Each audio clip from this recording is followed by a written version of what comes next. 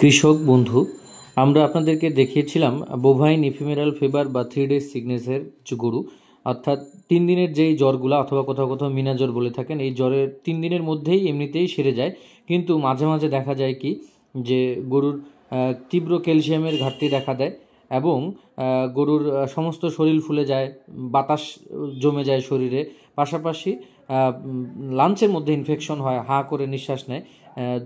শরীর ফুলে যাওয়াটা যেমন সাবকিউটিনিয়াস এমফাইসিমা অথবা লাঞ্চের মধ্যে পালমোনারি এমফাইসিমা, এই ধরনের সমস্যাগুলো দেখা দেয়। তো এই গরুটির 3 দিনের জ্বর হয়েছে, তো পল্লী চিকিৎসক চিকিৎসা দিয়েছে, জ্বর নিয়ন্ত্রণে আসেনি আর গরুটা রিকাম্বেন্সিতে চলে গেছে।